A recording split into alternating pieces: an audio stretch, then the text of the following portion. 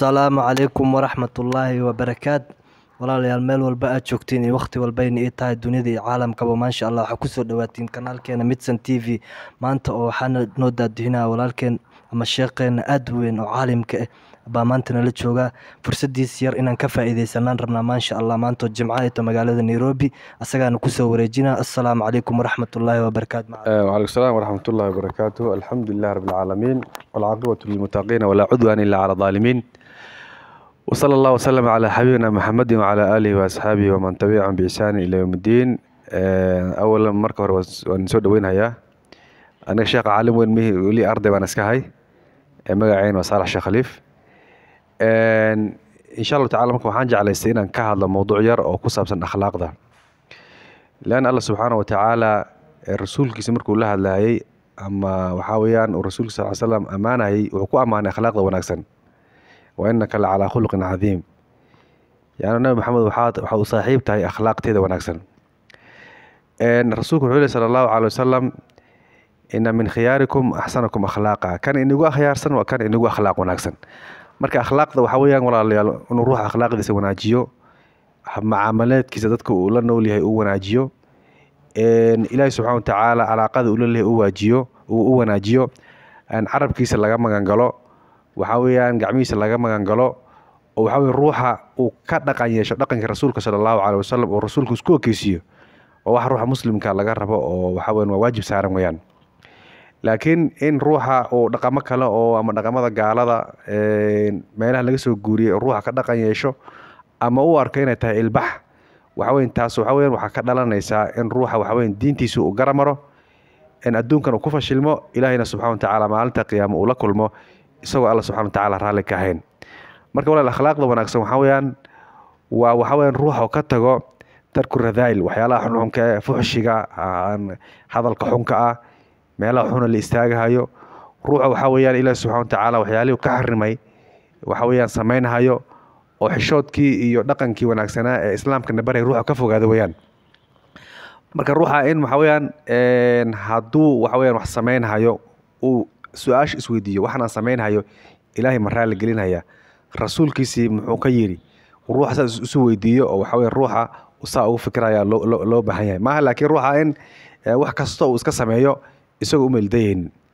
rasuul sallallahu alayhi wasallam markuu macaad la dardaar muxuu yiri اتقوا الله حيثما كنت يعني مالك سجدت الله سبحانه وتعالى كعبسو عبسي مركا مالك سجدت الله سبحانه وتعالى كعبسوتid waa shay Allah subhanahu wa ta'ala uu marka uu ka rabo oo waxa weeyaan oo lagu amray weeyaan hadana waxa kale laga rabaa wa atbi'il sayyata alhasana hadii aad xumaan sameeysid xumaan ka dhacdo ama xumaanta ha noqoto qowl ama ficil ha noqoto in ruuxa markaas waxa weeyaan uu wanaag sameeyo inaad xumaanta sameeysid hadana waxa weeyaan aad hadana wanaag sameyn weysid waxa weeyaan idan waa masiibo kala weeyaan waxaa kaloo rasuul sallallahu alayhi wasallam meesha hadda u jeedo oo muhiimadan u jeedo waxa weeyaan waa khaaliqin naas bi khuluqin hasan dadkan akhlaaq wanaagsan kula dhaqan dadka akhlaaq wanaagsan kula dhaqan ruuxa muslim ha noqdo oo si muslim noqonin in ruuxa dadka akhlaaq wanaagsan kula dhaqmo oo waxa weeyaan aad been u sheegin aad khayaamin aad carabkaada ku dhimin aad waxa weeyaan gacantaada ku dhibin waxa weeyaan aad khayaamin qish ku sameeynin waxyaalahaas oo dhan marka laga rabo weeyaan akhlaaqda waxyaalahaas oo dhan bay keenaysaa marka akhlaaqda waxa weeyaan وصفة وناكسن والله سبحانه وتعالى وجعله إلهنا سبحانه وتعالى ورالي كيهي ومدي نجاه الرجال الله سبحانه وتعالى ودر دارمي مركب حوين وشيء رابد اسكو حريصة الدونكي الله سبحانه وتعالى مركب روح إنه أخلاق وناكسن ويش وحاكى له الرسول صلى الله عليه وسلم وليه يان أبلغ قادا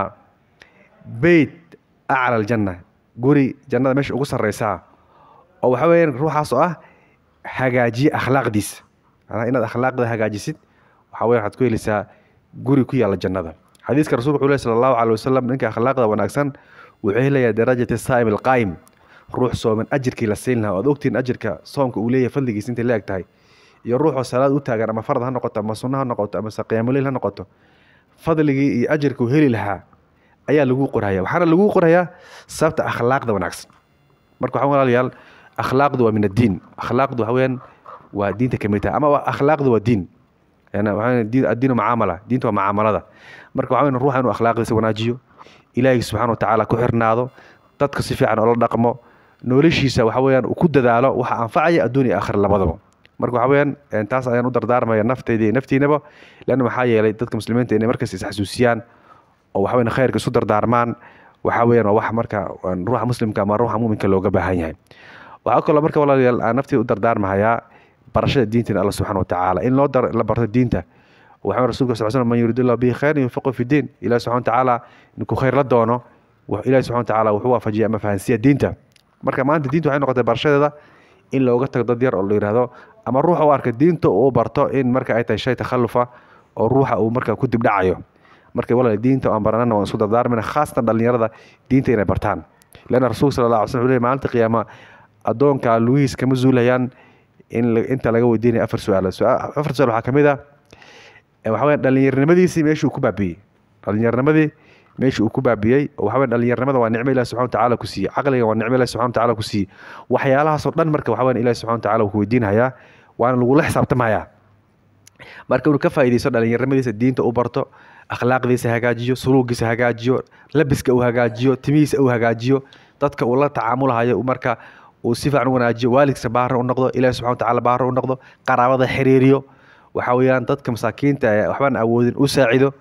waxa weeyaan waxyaalahaas dhan waxay keenaysaa akhlaaqda waxyaas wanaaga dhan wuxuu soo hosgalayaa akhlaaqda ayuu soo hosgalayaa marka insha Allah ta'ala ruuxa yurus dheen aan dhalinyar ayaan ahay waxaan rabaa sameeynayaa insha Allah ta'ala markaan weynada dib u laabanhayo oo dib isu hagaajin inuu dhax lama rabo laan hadda waxa weey dhalinyarnimada waa nicmo Ilaahay ku siiyay inaad bir gaari doonto Ilaahay subhanahu wa ta'ala xaqiiqa kama haysatid inaad bir dhimanaysid xaqiiqa Allah subhanahu wa ta'ala xaqiisa kama haysatid